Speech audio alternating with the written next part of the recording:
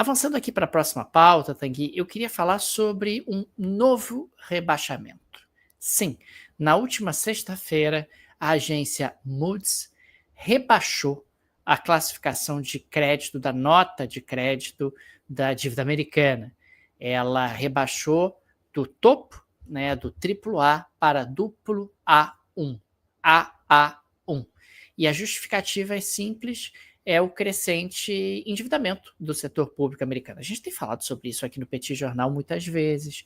O endividamento americano tem aumentado de maneira muito significativa e não há perspectiva de algo concreto para conter esse problema. Porque as agências de risco, Tanguy, e aliás o mercado de uma forma geral, trabalha muito com expectativas.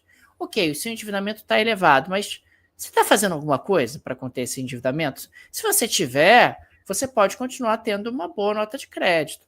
Agora, se você não está fazendo nada de concreto para conter esse aumento de endividamento, aí não tem jeito, eu vou ter que te rebaixar. É interessante observar que a Casa Branca, ela reagiu dizendo que discorda da decisão da Moody's. A porta-voz, né, a Caroline Levitt, disse que o mundo tem confiança na economia dos Estados Unidos. Olha, Tanguy, o mundo pode até ter confiança na economia dos Estados Unidos, mas é menos confiança do que tinha antes. E a nota de crédito do governo americano, ao ser rebaixada, reflete algo que todo mundo já sabe, que o governo americano não é visto mais com a mesma segurança que já foi visto no passado, por conta do crescimento do endividamento. Registro também que a Fitch já tinha rebaixado a nota de crédito do governo americano em agosto de 2023, nós falamos sobre isso aqui no Petit Jornal, e a Standard & Poor's rebaixou, foi a primeira a rebaixar a nota de crédito do governo americano em 2011. Consequentemente, as três principais agências de risco rebaixaram a nota de crédito do governo americano. É interessante porque quando eu fiz faculdade, Tanguy, o pessoal dizia, os professores diziam, e corretamente, que o governo americano era o risco zero, era o balizador para o sistema financeiro internacional. Claro que, de certa forma, ele ainda é bastante, ainda tem essa característica de balizador, mas não dá mais para dizer que é o risco zero. Já podemos observar com clareza, inclusive, que tem países que são menos arriscados do que o governo americano. É o caso da Alemanha, da Suíça, dos Países Baixos, do Canadá, Singapura, Austrália. São todos países que hoje têm nota de crédito melhor do que a nota de crédito do governo americano. E é interessante também observar que antes da crise de 2008, eram 15 os países que tinham nota de crédito máxima, entre eles os Estados Unidos. E da crise de 2008 para cá, esse número caiu de 15 para 11. O que uma coisa tem a ver com a outra? Bom, depois da crise de 2008, muitos governos aumentaram o endividamento para tentar estimular a economia dentro de um contexto de crise.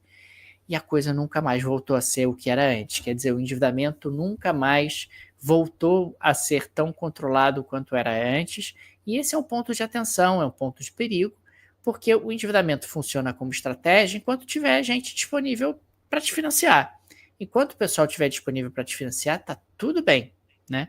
É mais ou menos como uma brincadeira de roda, onde você passa a bola para o coleguinha do lado, na expectativa de que a bola retorne para você. Se você achar que a bola não vai retornar para você, o que você faz? Não passa a bola para o coleguinha do lado e a brincadeira para. Endividamento é a mesma coisa. Né? Você financia porque você tem expectativa de que o governo vai te pagar. Se você deixar de ter essa expectativa, você deixa de financiar e aí o governo fica em maus lençóis, acaba sendo obrigado ou a dar calote ou a recorrer ao emissionismo, à monetização da dívida. Nos dois casos, você tem efeitos macroeconômicos desorganizadores e dramáticos. E esse é um aspecto que a gente tem que observar. O governo americano cada vez mais sendo visto aí como arriscado por conta do crescimento do endividamento do setor público. Daniel Souza, eu queria cortar nossa conversa aqui para chegar no Oriente Médio. Hoje, líderes do Reino Unido, França e Canadá, tradicionais aliados de Israel, emitiram uma ameaça clara de sanção contra o governo caso o governo Netanyahu não interrompa sua nova ofensiva militar. Abra um parêntese aqui, não é apenas uma ofensiva militar, O Netanyahu está dizendo com todas as letras que pretende assumir o controle total da faixa de Gaza. Era mais ou menos o que Israel fazia até que o governo do Ariel Sharon, ali em 2005, desocupasse, né, a faixa de Gaza. Você tinha os assentamentos, você tinha ocupação militar e tudo. O Netanyahu está basicamente dizendo que quer voltar para aquele cenário lá de trás. Ele está dizendo isso com todas as letras, não é escondido, não é teoria da conspiração, ele está dizendo isso. E também esses três países, Reino Unido, França e Canadá, disseram que podem impor sanções contra o governo israelense caso o governo do Netanyahu não libere imediatamente a entrada de ajuda humanitária. O primeiro comentário sobre isso, Daniel, é que esses três países demoraram muito para tentar falar um pouco mais grosso, né? A gente está falando sobre um cenário que já se arrasta há muito tempo. A gente já está falando sobre mais de 53 mil pessoas mortas desde outubro de 2023, e agora somente é que esses países estão começando a falar um pouco mais sério. Agora, sob pressão, o governo do Netanyahu finalmente anunciou a autorização. Isso foi hoje, na verdade faz algumas poucas horas, né? A gente está gravando aqui, nesse momento são 21h49 de Brasília, faz algumas poucas horas, o Netanyahu autorizou finalmente a entrada de ajuda humanitária após 78 dias. Daniel, 78 dias sem ajuda humanitária para um enclave que já é paupérrimo, que está sendo bombardeado sem pausa desde outubro de 2023. É uma situação humanitária gravíssima, uma das mais sérias. A gente está falando sobre fome, a gente está falando sobre pessoas que estão desabrigadas, né? Então, de fato, é algo muito grave. E o Netanyahu, Daniel, o que mais me impressiona é um sangue frio, né, que ele utiliza para dizer por que ele aceitou autorizar a entrada de ajuda humanitária. Segundo ele, senadores dos Estados Unidos, que ele chama de alguns dos melhores amigos de Israel no mundo, disseram que as cenas de fome estavam drenando o apoio a Israel. Ou seja, o problema não é todo o cenário, o problema é que estava drenando o apoio a Israel. E disse ele, abro aspas, é por esta razão, não é questão humanitária, é por esta razão, por drenar o apoio a Israel, para alcançar a vitória, que temos que resolver o problema. Ou seja, estão deixando entrar ajuda humanitária para não perder o apoio, porque isso dificultaria a vitória lá no final. Então, aparentemente, vamos ver se isso vai se confirmar, o Netanyahu volta a permitir que a ajuda humanitária entre na faixa de Gaza. Não tem nenhuma expectativa também de que seja uma quantidade suficiente para atender a população. Me parece que vai ser ali um paliativo, um ou outro e tal, mas, segundo ele, vai entrar ajuda humanitária. Mas o fato é que me parece que é uma questão cosmética, Daniel. É só para que os senadores lá dos Estados Unidos, que defendem sempre Israel, tenham o que dizer. Falam assim, não, o cara permitiu lá que a ajuda humanitária entre, né? A coisa está voltando aos trilhos, está voltando ao normal. Não há mais o que ser dito sobre o governo do Netanyahu. Então, situação muito séria, Daniel. A gente tem ali uma crise humanitária das mais graves, das mais sérias, enfim, que o mundo viu nos tempos recentes, e agora Netanyahu, portanto, permite, mas por um motivo que não é exatamente aquele que a gente gostaria de ver. Tem registro que o Reino Unido e a União Europeia fecharam um acordo de comércio e defesa nessa segunda-feira. Aliás, é o terceiro acordo que o Reino Unido fecha num curto espaço de tempo.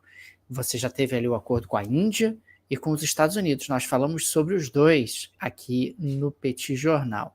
Dentro do âmbito comercial, esse está um novo tratado sanitário que tornará mais simples a importação e exportação de alimentos e bebidas, né? Bruxelas, inclusive, garantiu a redução permanente da burocracia dos controles de fronteira, que dificultavam ali alguns produtores britânicos de exportar para a União Europeia. A União Europeia tem mais regulações nesse aspecto do que o Reino Unido. Tivemos, inclusive, um encontro entre o Starmer e também a Ursula von der Leyen.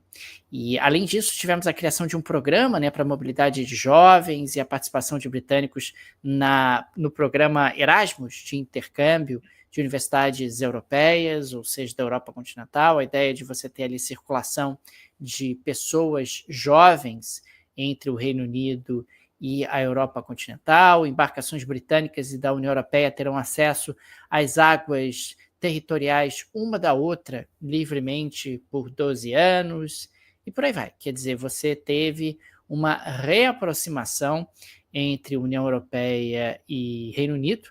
é a maior parceria desde o Brexit que os dois acabam formando, e é o Starmer mostrando aí que quer reduzir ao máximo o isolamento do Reino Unido através da celebração desses acordos, isolamento que é oriundo do próprio Brexit que ele foi contra, né, mas que não tem aí condições de ser revisto, pelo menos nesse tempo, e como uma vez ele disse, ele não acreditava que o Brexit teria como ser revisto durante o tempo de vida dele, né, durante o lifetime dele. Enfim, mas de qualquer forma, é uma notícia que chama atenção e vai mostrando ali o Starmer com uma estratégia muito clara de consolidação de parcerias, e ele buscou ali, num primeiro momento, os parceiros mais naturais, né? A União Europeia, os Estados Unidos e a Índia.